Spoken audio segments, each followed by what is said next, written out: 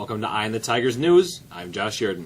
Thanks for joining us again and making us a part of your day for the news that we've been following for you.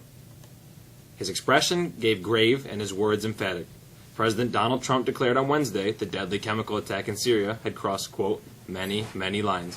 When you kill innocent children, innocent babies, little babies, with a chemical gas that is so lethal, people were shocked to hear what gas it was.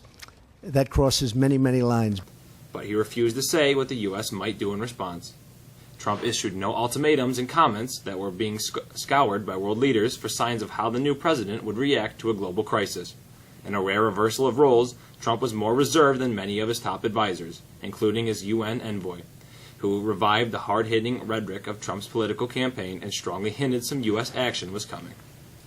President Trump has removed Chief Strategist Steve Bannon from the National Security Council, reversing an earlier controversial decision to give Bannon access to the group's high-level meetings.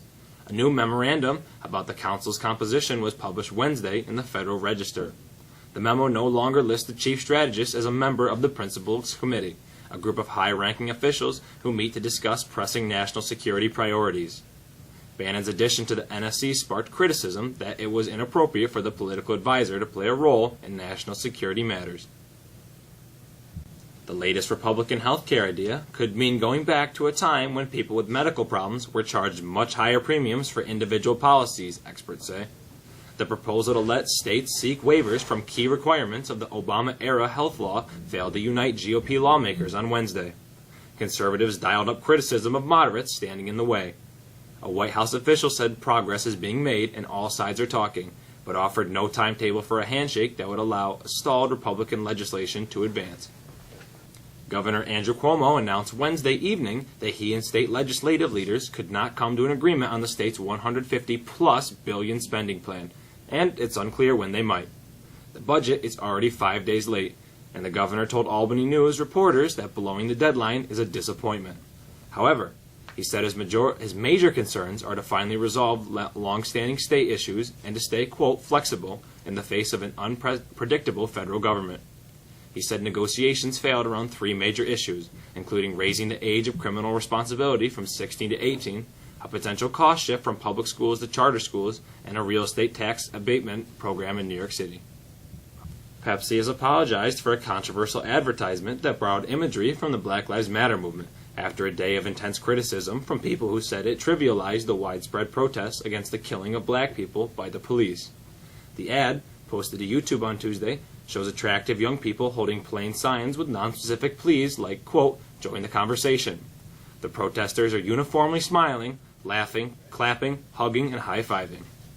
Some unsettled weather is on tap, but could things improve? Here's Alexis with the forecast.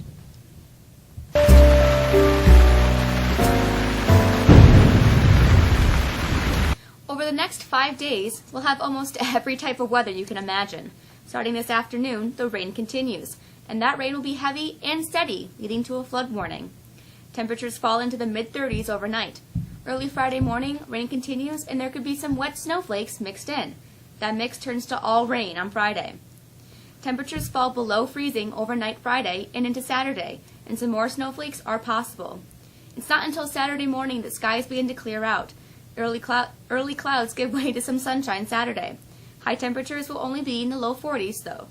Sunday is the pick of the day of the weekend.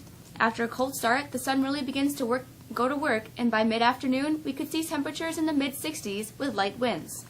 The warmth looks to continue into the early part of next week, with highs in the mid-70s on Monday.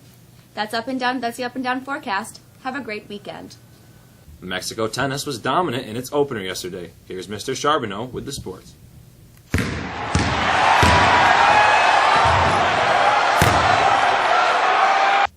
Mexico tennis will spend this season on the road, and it doesn't seem to matter. With construction set to begin shortly on the stadium and adjacent tennis courts, the team is using the courts at Pulaski this year. Well, the Tigers opened up there yesterday and defeated Central Square 7-love. John Ocker, Joey Damacola, Evan Blunt all won singles matches, and wins and doubles came from the teams of Mulanturo, Pilo and Pullen, and Edwards and Yurden.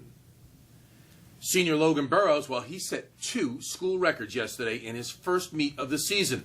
Burrows set marks in the 100 and 200 meter sprints, while Liam Simcoe, Dan Barry were winners. Troy Brown won the 1600 and 3200, and Jace Eastman took the 110 hurdles and the high jump. Mexico split the tri-meet, beating Oswego, but losing to Auburn. The girls' team, they fell short to both Oswego and Auburn.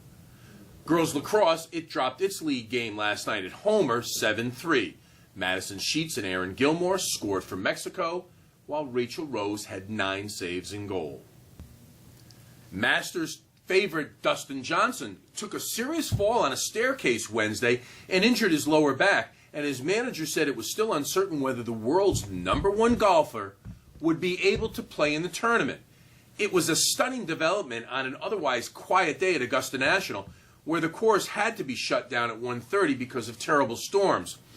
What might help Johnson, though, is that he is scheduled in the last group of the opening round, not scheduled to tee off until 2:03 p.m., with 2-time Masters champion Bubba Watson and PGA champ Jimmy Walker.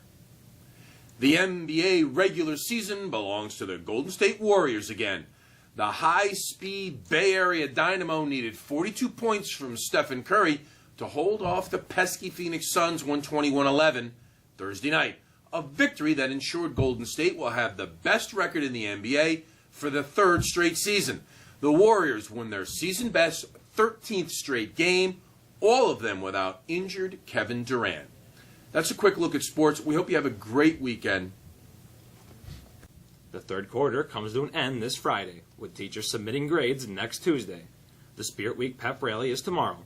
If you wanted to participate in the games, please sign up on Miss Laverne's door.